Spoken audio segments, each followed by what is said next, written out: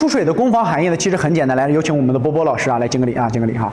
好，那么青龙出水的动作呢，还是那句话，同学们，咱们在练习的过程中啊，大家说摸出去是空的，被粘住，被放着，要不要跟画龙画虎给我演示一下？来。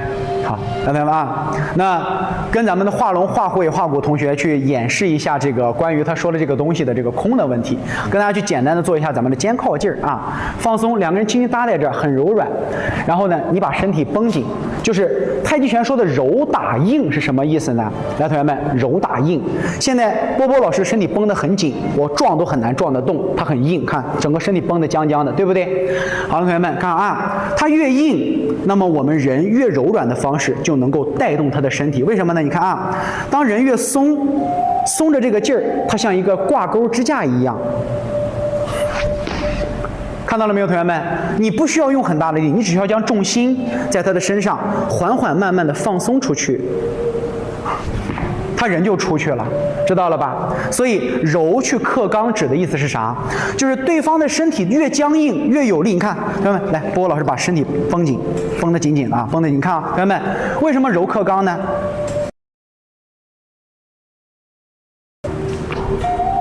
看到了没有，同学们？越是刚的人，他的身体越是有支点，支点越多，那么我对他的这个动作就能够越多。比如说，老师再给你举个最简单的例子，比如说咱们说的这个中国胶，来，波波老师，你把身体绷紧啊，绷紧。它越柔软，我想把它扛起来。当它越硬，腰胯是支点，腰胯是支点。波波老师身体越软下来，我就很难抱起来它，没有支点。但是如果波波老师的身体很硬，那么他身上哪里都是支点。咱们只需要拿自己的胯像一个撬杆一样，轻轻一翻一顶，哒，看到没有？人越是有支点，越好被抱起来，越好让人从我们身上的支点让它离开地面，把人去发放出去。但是大家有没有喝过8+1的精？就是老师喝8+1，我喝到断片，喝到麻爪了，喝到没劲儿了，啊，喝到一点儿意识都没有了，我都不知道怎么回的家。其实那个时候你的朋友是最难的，为啥难？来，朱莉老师来一下啊，波波老师，来，现在呢，咱们用太极拳的至柔的意识来去让波波老师去关爱我，怎么关爱？来，你看，同学们看啊，比如说老师现在喝麻爪喝断片了。你会发现，你一点力都不用，挂在他身上的时候，他是最累的，明白了没，同学们？所以柔和刚之间的区别，不在于大家所想的像挂画，对，死沉的，就是这个意思啊。你越是不用力，你会发现人最难扛。人没有意识的时候，来，波波老师来上来啊，来上我背上，背，来跳，啊，他只要稍有点意识，他背起来就很轻松。当他背。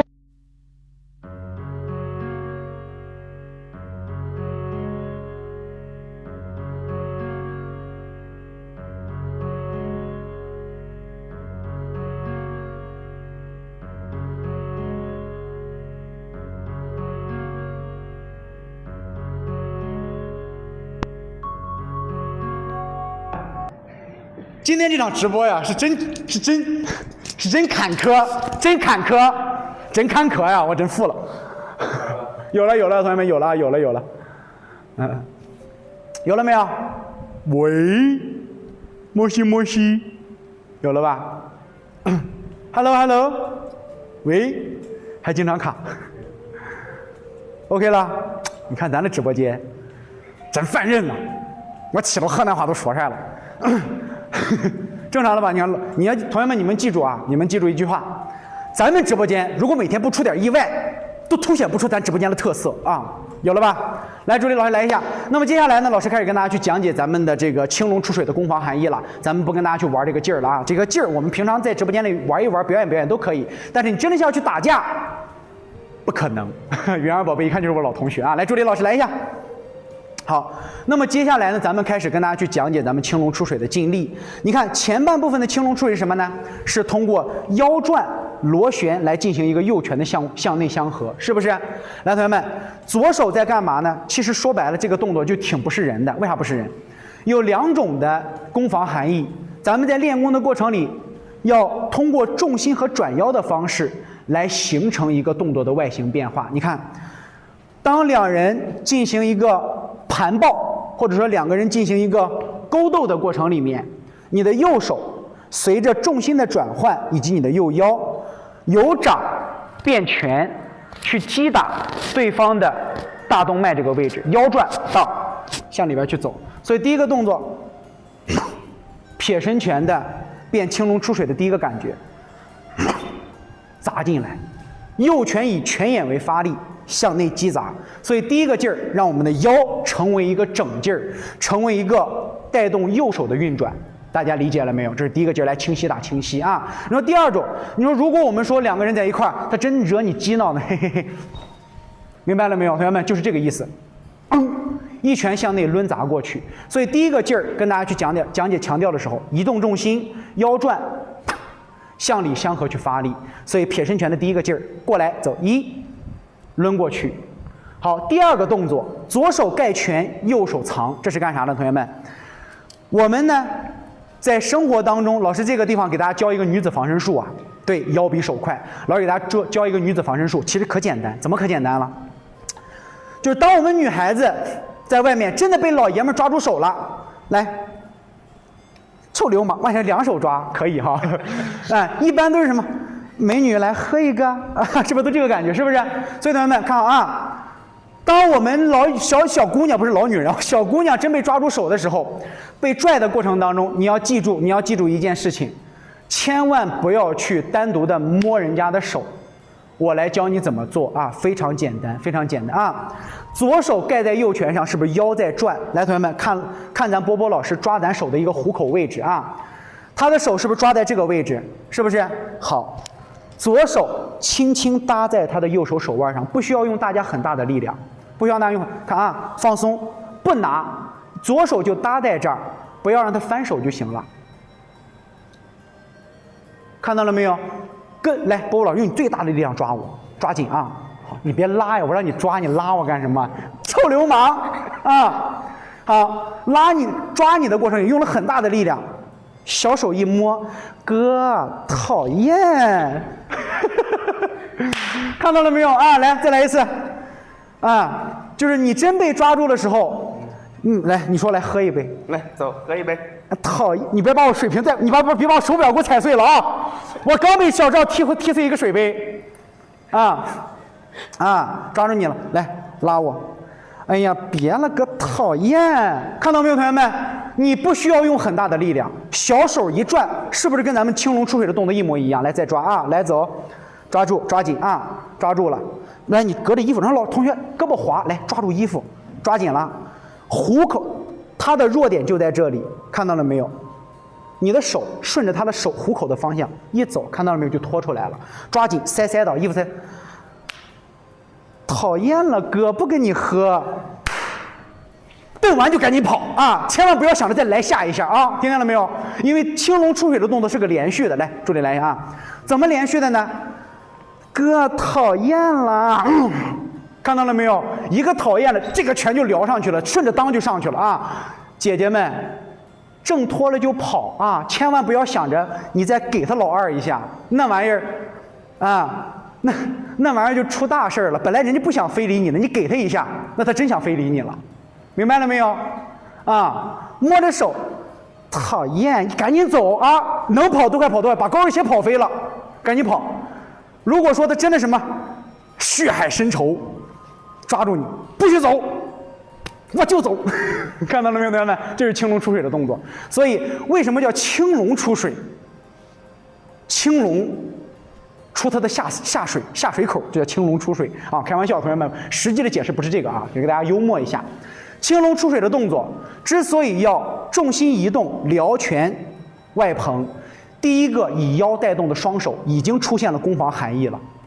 要让愿意让来，还有个方法啊，要让愿意让摸了，那就更好解决了。来，助理来这儿啊，愿意让摸。接下来这个手段太下三滥了，不能乱学啊。如果说马凯老师说，如果你要愿意让摸了怎么办？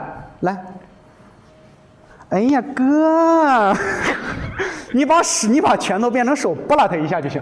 你们真，马凯，你不要让我在公司再见到你了，低俗，真低俗。啊，这个东西就不要再想了，这个东西平常不要练啊，不要练，不要那么主动啊，一般都是砸上去就可以了，记住了没有？这是第一个啊，第一个好 ，OK 了，结束。那还用防弹镜？你主动跟贼主动是两回事儿，知道吧？不怕贼抓你，就怕贼惦记你啊！来，朋友们，说不定你这样给他来一下，他慌了，哟，比我还有经验，你把他吓跑了。来，同学们，接着往后啊。所以第一个化圆的辽拳已经带有了一个砸裆的含义，所以蓄劲儿，重心往左移动啊，往左移动。随后身向左转，蓄力冲拳。这个时候就干成什么了，同学们？这个时候一个是通过解脱的方法来让大家理解腰转带动右手拨挡拿开进行撩裆的动作。那第二个动作集成了什么？集成我们主动进行一个抓拿，防止对方逃跑，随着身体的左转对拉冲右拳的同时，将身体向你的身体左侧去拉，对，类似于拱拳的动作了，拉过来，一个主动，一个先挣脱再撩拳。所以青龙出水的两个攻防含义，其实大家很好理解。这就是为啥通过咱们的大小螺旋来跟大家去讲咱们的手为什么要画圆，为什么要蓄力，为什么要冲拳。对，这个准啊，这个肯定是准，因为一个是什么？一个是回到这儿之后防守解脱，以脱拳为枪这个感觉为主。为什么？你看，把手从他身上挣脱出来之后，顺势以腰的运转，大螺旋，小拳就撩出去了。然后第二次的蓄力，反而就成了左手主动擒带对方的身体，左手可以搂合，也可以抓踩，形成左手与右手对拉发力的动作，这叫做青龙出水。大家尽力上面理解了，给老师打上两个字理解。来，同学们理解了没有？又卡了，今天怎么回事？怎么这么卡？不卡呀，羽西宝贝，不卡啊！来，同学们，这个动作大家理解了，给老师打上两个字理解啊！这是动作的攻防含义。那么在这个过程当中，老师跟大家去讲，咱们这个过程都是咱们的诙谐幽默的这个放松时刻。通过讲解青龙出水的攻防含义，是不是让大家明白太极拳动作尽力运行时的特点，方便大家在练功的过程当中更好的集中自己的意识？因为大家可能知道啊，就是太极拳某一些方面跟拳击很像，拳击的躲闪啊，拳击的抖肩，让你的力量更加通透；拳击的摇闪，其实跟太极拳那种步伐都很像。拳击在运动的过程里面，永远让你有一个假想敌，永远让你有一个假想敌。那么太极拳也是一样，要有假想敌，是吧？要有假想敌，明白了没有？培兰宝贝，思欣老师啊，思欣老师，那么平常在练习的过程当中，你要有假想敌的时候，你才能将你的劲和力慢慢放到你的身体当中。因为永局宝贝你没有加灯牌啊，没有加灯牌，所以同学们，大家理解劲力的意思了吧？好，现在老师用口令带着大家把劲力走一遍。一生的一手能顶着我两手。画龙宝贝，你是小女孩是吧？你是不是很瘦弱？是不是很瘦弱？培兰宝贝。点击老师的这个粉丝群啊，你私信一下老师，是不是看是不是你买错地方了啊？买错地方了啊！很多人说老师呀，我作为一个小女孩，可能力量很小，然后呢，导致我在遇到危险的时候并不能去逃脱，是不是？来，我胖的，你这话说的，你给老师整不自信了啊！来，助理来一下啊。首先第一点呢，因为我们在平常练习，不管是女子防身术也好，还是说练习这个格斗术也好，防身术这些东西都行啊。老师跟大家说一个点啊，在我们遇到危险的时候，来，助理找一个小棍儿，就是软一点，哎，把那个鼠标垫给我拿过来，找一个鼠标垫也拿过来，那边，对，就那个桌子上鼠标垫给我啊，来，助理扔过来。今天呢，既然老师都跟大家玩起来了，是不是？那老师带大家多玩一会儿。大家有没有看到网络上有一个东西叫做空手夺刀？踩脚也不要踩，同学们你听好啊！大家有没有看到过网络上很多老师在教什么空手夺刀？不管是太极拳老师还是教这个防身术的老师，都在教你空手夺刀。好，我呢今天呢就扮演一把匪徒，那我的波波老师就扮演一把少女啊，扮演一把少女，好不好？来，同学们，可能上次消息太多把您盖住了啊。来，跟上老师啊。接下来老师带大家玩一会儿。来，助理站到这边。你说那么多讲防身术，空手夺刀了，来，助理老师想办法把我手里的这个刀夺走啊。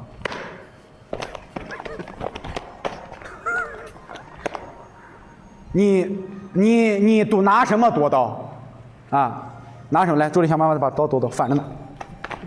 我都能给他改成刀花，还夺刀，开什么国际玩笑？我告诉你同学们，但凡稍微有一点点训练基础的人，看见拿刀的人直接就跑了。越是会功夫的人，越是会武术的人，他看见拿刀的人，他不会在这站着跟他去什么，跟他去进行一个空手夺刀的动作，那是找死。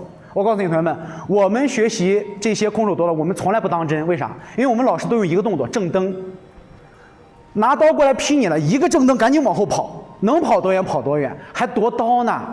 我都给他改成刀，给他改成花刀了，对不对？所以说，同学们记住，不管男孩子学防身术也好，男孩子学什么防身术，你沾光了啊。女孩子学防身术，你一定要记住一个核心思想，在任何的情况下有危险了，第一件事儿，先想办法冷静对方的情绪，稳定对方的情绪，找机会拿钱买命去跑就可以了。不要有任何的想要跟他对抗的思想，你抗不过的。他要欺负你，哥都给你啊！这是手机，这是钥匙，这是我银行卡密码，银行卡密码是几，好，走。OK 了，拿钱买个命。如果你长得好看一点的话，那就实在没办法的时候，你再去想办法用你的防身术，因为你长得太漂亮了。啊，因为你长得太漂亮了，所以没办法。那匪徒看你这么听话，他还想劫个色，那你就得怎么样？那你就得跑，那你就真得跑。怎么跑？同学们听好，来，助理老师来一下啊。就是如果你是一个小女孩，老师告诉你一个核心点啊，就是我们是学运动康复的和这个竞技体育的。老师告诉你，将计就计也可以，那不行。老师来告诉你，如果一个女生啊，小平儿，你这话说了，我是真不想跟你教学了啊。就是如果说咱们真正碰到想要劫色的同学了，劫色的小伙伴了，那老师来教你啊，别踹裆，你会把他越踹越急。你要踹他一下，他可能就真照你身上有伤害了。我教你怎么弄啊。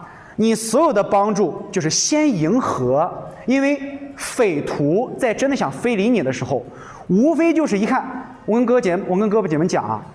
你听好，当匪徒真的想去劫你色的时候，你一迎合，他比你还愣。来，波哥非礼我。哥，来嘛！哎呀，你看这个时候，你一应和他，哎，他会啊，这么主动吗？美女，在他放松警惕的时候，去你大爷，跑就行了，还想着跟他对抗呢。你让他摸你2把，把命留着多好。你以为现在劫色的人都是劫完以后都放你走了？那玩意儿是劫了以后再给你宰了。先迎合他，让他放松警惕，臭不要脸，跑就行了。你还想着跟他发生点啥？哼，想啥呢？这就是太极拳的思维，以弱胜强，4两搏千斤，用你的3分姿色搏出你20年的安全和40年的安全，明白了没有，同学们？所以千万不要想着还人大老爷们儿劫色劫什么东西，你能防得了？不过这个地方老师跟大家说一点，就是如果一个女的她不从，一个男的成年男性想去强奸她，真强不了，很难强的，知道吗，同学们？所以画龙画龟画骨。他搂你干啥？他搂你得图你点啥呀？小妹妹，你有没有想过这个问题？如果真的有人去搂你的时候，他得图你点啥？来，波波老师，我们2个关系很好啊。我如果搂他，走，波哥俩去喝点，快，是不是？他搂你肯定图你点啥呀？他不图你啥？我跟波波老师大白天的街上我们也不认识，然后我俩就，我就这样搂他，我有病。你想想是不是这个事儿？就是大家不要把人想的太简单，就是一个人想要向你去施加一个迫害的时候，他是有目的性的。要么图财，要么图色呀。他不认识你，他就莫名其妙的搂住你背后，那不有毛病吗？对不对？大街上没这人嘛。我长这么大，我这30了，我30多岁了，我都没遇见这种情况，是不是？突然被陌生人在办公室里正面对面抱着，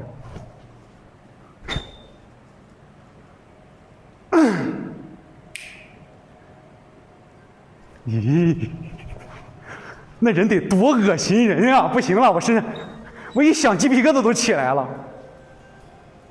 不想了，同学们，过。好，下一步，呼吸。就是这种事情会很莫名其妙的出现吗？我没这么干过。啊，来，同学们来呼吸啊！被老板抱了怎么？从了他，傍个大款。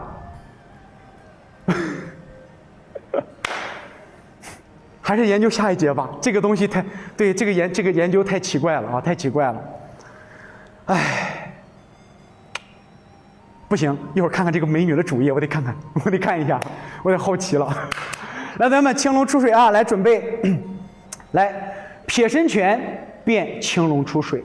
好，重心左移，腰向左转，注重中线螺旋劲，带动右拳放松相合。第一个力，亦有嘴捶砸对方太阳穴和大动脉之意，所以以腰为轴，螺旋砸拳。好，第二，右转螺旋，以腰带动，蓄力相合手，保持左手盖于右手上方，衔接下式进换重心，找到右拳正托，左拳拨让之意。右拳力点在拳眼，有砸裆之势，有撩拳之意。好，下步重心左移，走大螺旋，两手放松，顺势相合，呈左手擒抓环抱之意。随重心右移，腰向左转，来形成左手相合，右手冲拳的相合发力之意，形成了青龙出水，水出裆位啊！一个裆位，先打裆，蓄力，再打裆，直到打到松手为止。但是同学们听好了啊，刚才所讲的所有的攻防含义，都是为了让大家理解这个劲力。腰在带，螺旋以身带手，螺旋以身带手，螺旋劲力出拳，皆是攻防含义的一个催出劲力的一个讲解方法。太极拳不是好勇斗狠，也不是搏击竞技，它是一个智慧，让大家养生健身，明白了吧，同学们？好，那么我们正好来到了第4部分，咱们的呼吸环节。在呼吸环节当中呢，大家一定要切记，一句话：开吸合呼，蓄吸发呼，起吸落呼，或者升吸降呼，等等等等，这些就是4字词语吧。咱们不需要考虑那么多，咱们讲了劲力，就是为了让大家深入浅出。怎么浅出？看老师啊。撇身拳变为青龙出水。好，动作1，重心左移，你看青龙出水，撇身拳最后是一个啥？呼气，对不对？好，移动重心，以腰为轴，吸气螺旋相合。好，放松呼气，螺旋下沉。来，吸气，当走后弧，撩腕外蓬。放松蓄力，呼气相合。来，吸气，对拉腰裆，呼气。螺旋冲拳发力，所以整个过程当中都是什么？都是吸和呼的一个运转。来，再跟老师来一次啊！撇身拳走，移动重心，吸气相合。好，呼气放松下落松沉。来走，吸气画圆，放松，呼气蓄力相合。蓄好力之后，我们有2种方式。一种是呼气到位，气息不停，直接出劲儿；一种是回到身法，蓄力完之后来走吸气、呼气、吸气、呼气，有一个长短呼吸的变化。如果同学说老师我气不够长，那么在这个地方你可以做一个呼吸的导换，吸气、呼气、吸气、呼气。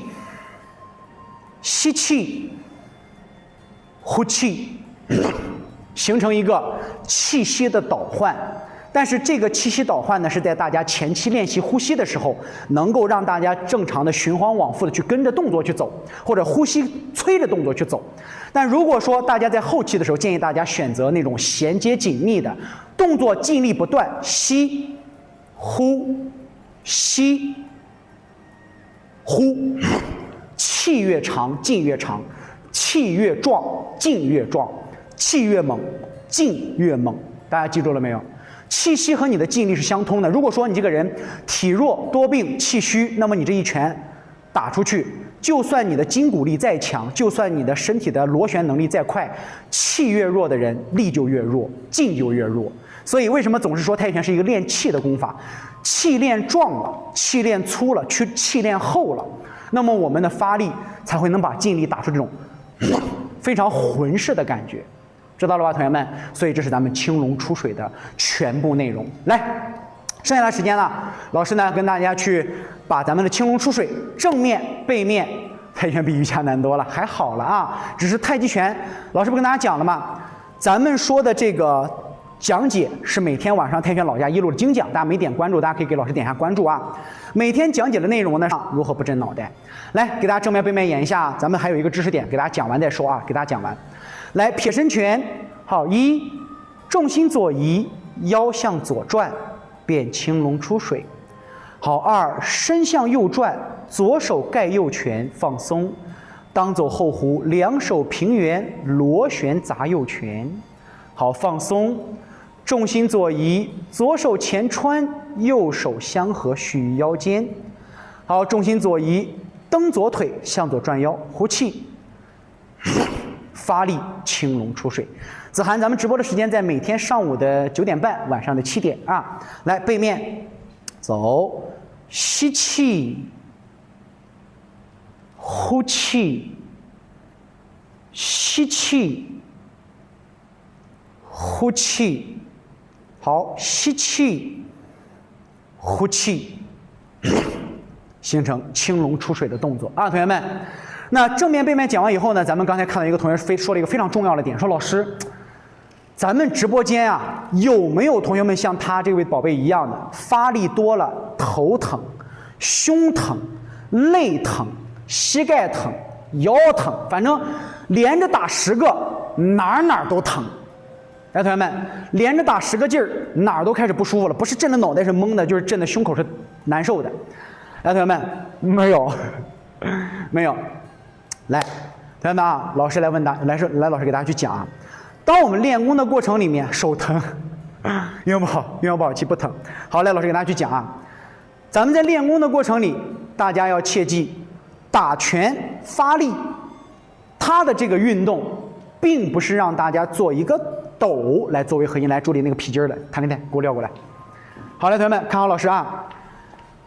我们身体的弹抖，它并不是像大家理解的，就是我们现在可以看到，老师接下来的话可能会有一点点的得罪人啊，但是老师没有针对任何的一位同学，没有任何的一位老师。咱们直播间有不同的这个什么，有不同的这个同行，也有老师在学习咱们直播间的内容啊，所以呢，咱不针对任何人啊，咱只是给大家去表达一下自己的观点。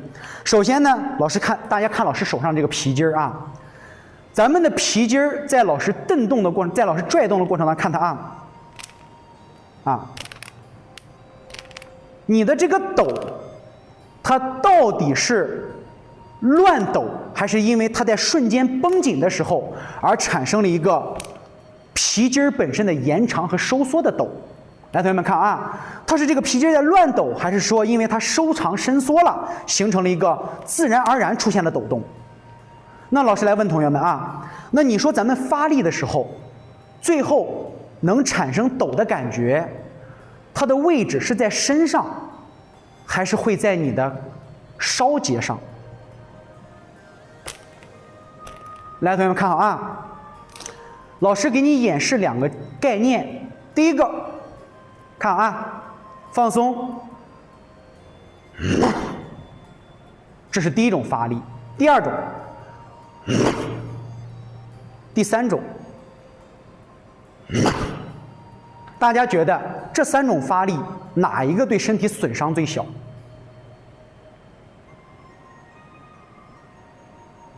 来想一想。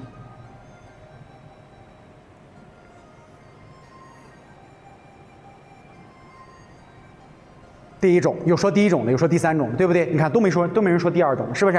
好，来，同学们看好啊，感觉发的都一样。好，来，老师给你说，这第一种有什么不一样？看啊，第一种，我的力在我的身上，我的手并没有发力。看好，老师啊，我手放到这儿，这在抖身体。我们现在有没有发现，很多同学在练功的时候，已经开始过度的注重去抖胯，去练这个？你不觉得这个力都憋在了你的？来，助理来一下啊，把那个杆儿给我。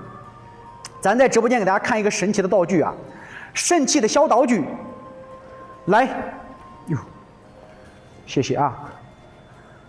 好，给大家看一下神奇的小道具啊，这个叫做杆啊，有大概3米多长的一个杆。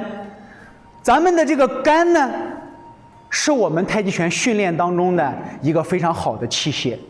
大家可以看一下老师啊，当这个杆在我们的手上，不管我们是托杆啊，单手托杆，还是说双手托杆，还是说去做一个杆子的它，因为这个杆太长，大家看不到头啊。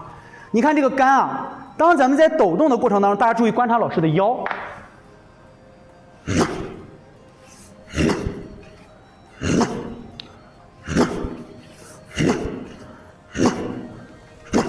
好，来，同学们，不是太极棍，这是杆儿啊，同学们，这叫太极大杆儿，这叫太极大杆儿，很长、很粗、很重。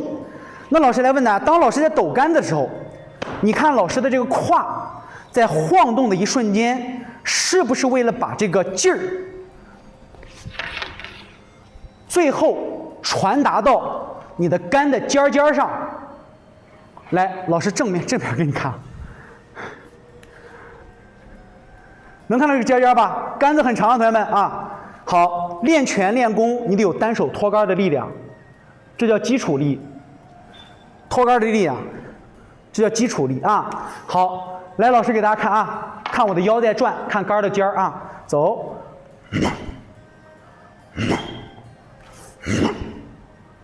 我的胯动是不是为了把这个劲儿放到我们的梢上？但是现在人的发力是什么样的一个区别呢？就是只有胯动，劲儿是不在你的梢上的。第二种是啥？过于硬。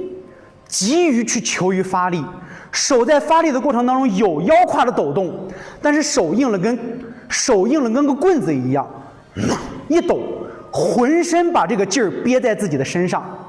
第三种，手非常放松，手像一个小绳子一样，有一个延长，再有一个回弹。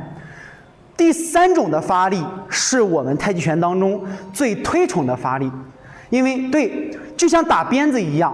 我们的身体它在转动的过程当中是为了把力放出去，而不是把这个弹抖的力像没有头的苍蝇一样在身上乱转。但是乱转的这个表现很好看，为什么好看？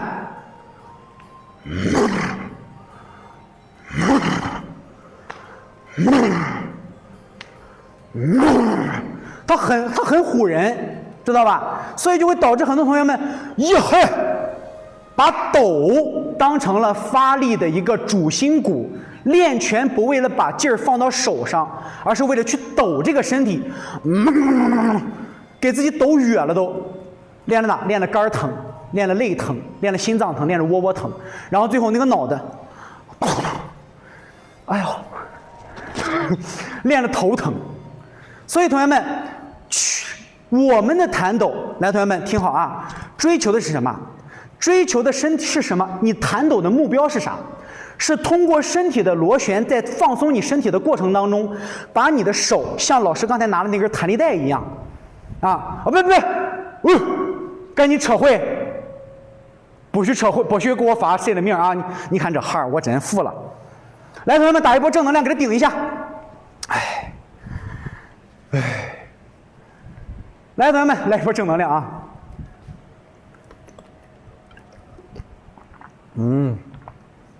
弹力带的一种弹动啊，身体的最后的这个抖，其实像啥？就是大家都开过车吧，有开车了是不是？开车的过程当中，你有一个急刹车，你的手是放松的，这个手就像是坐在车上一样。突然急刹车之后，手被这个惯性送出去了，身体停到这儿了，但是手能真的飞出去不能，它是跟你胳膊相连的，对吧？所以你最后的这个弹抖，身子最后抖动的这一下，是你的身子有稳定性，脚下有根，一下子把你的手给它再弹回来，而不是让大家想的把拳冲出来之后在那晃，能明白吗，同学们？这就是严守拱拳真正的含义。它通过你身体的转动，通过以螺旋的方式，像一个发动机、推动机一样，把你的手嘣，对，送出去。你的下身和中盘突然稳到这儿了，手没办法直接脱离你的身体飞出去，所以在这一瞬间又被身体定回来了，你的身体就会产生一种弹抖，就类似于刹车一样，砰，就这种感觉。所以不是大家想的抖是核心，抖是咱们发力通透的一种表现，抖不是目的，明白了吗？目的大家来听，同学们啊，我一般不在直播间很表演这个东西。老师闭上嘴巴，助理把咱的音乐关掉。老师给大家看啊，你的抖不是目的，目的是什么？目的是为了让你听见老师身上的筋骨齐鸣。放松啊。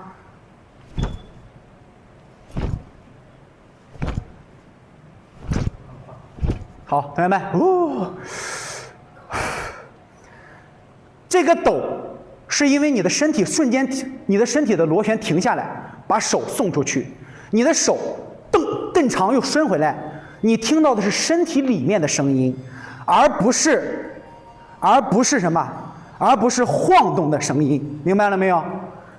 大家理解到这儿就行了啊。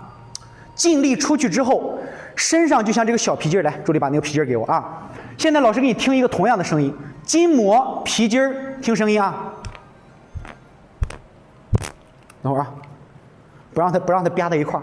哎，讨厌了，听啊，听这个皮筋儿的声音啊，同学们听，你会发现皮筋儿的声音跟老师身上刚才发出声音是一样的。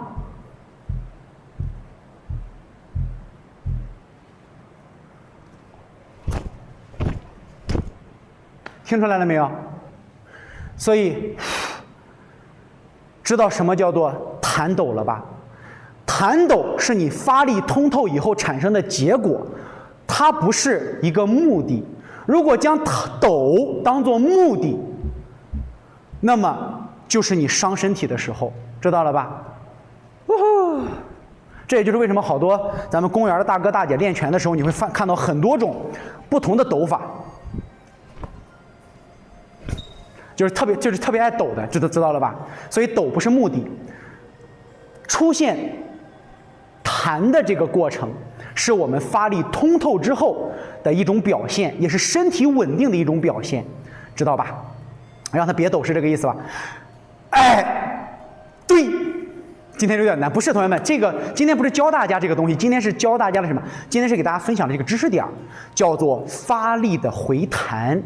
它不是让你用身体的抖动来当做核心支点，而是让你的身体产生一个产生一个什么放长伸远，然后通过身体的稳定再收缩回来，然后通过身体的这些筋膜和肌肉韧带拉长和收缩的这个过程而产生这个声音。哎，对，天天有你宝贝说的很对，就是抖是给不会的人看的，比如说这样。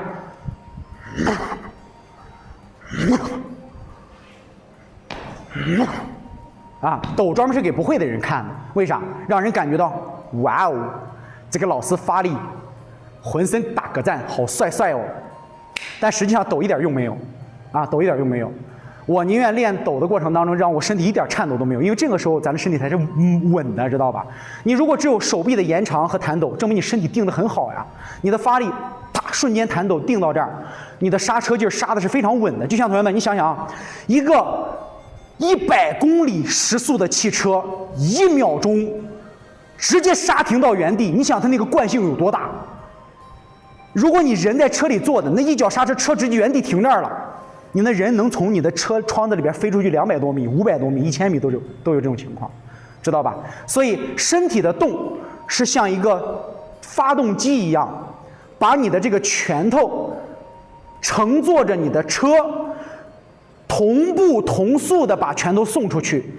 当你的这辆车在送拳的过程当中一瞬间停下来，那么拳头就是车里边的乘客，车停了，乘客飞出去了，但是乘客身上抓了根绳子，车稳稳的停到这儿，又被绳子蹬回来了。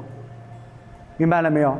会，大家这样讲会不会好理解一些？对，就是惯性，像刹车一样的惯性，懂了没有？你在车里坐，突然一刹车，车停这儿了，你飞出去了。那么手上的就像是相当于是你，那停下来的就是那个车，就是你的身体一转，咚出去了，知道了吧？哎，所以我们记住，你练的是急停啊，不憋气啊，发力的时候一定不要憋气，把气出去啊。所以你在发力的过程当中，你所有的目标都不在于你的右拳能握得多紧，能握得多漂亮，而是多放松才对。越是放松，就像你坐在车上一样，一点劲儿不用，翘着二郎腿刷着抖音，刷着总老师的直播，一个急刹车你滋儿都出去了，就这种感觉啊。所以你的拳头就是你，身体就是那辆车，车丹田螺旋的越快，你的手棒出速度就越快，然后停下，你的丹田越稳越和越饱满，定到这儿的一瞬间，你的身体就越稳定，越稳定，定住的一瞬间，你的右拳的出速度就越快，拳头就越快，明白了，同学们？哎，很好，明白了没有，同学们？来，明白打上两个字，明白。明白了没啊？不搭理我嘞。今天这点赞也不够，小心心也不送，关注也不涨，哎，一天到晚还在直播间里教干货，我都瘦了10斤了呀。那讲话了，你看肚子都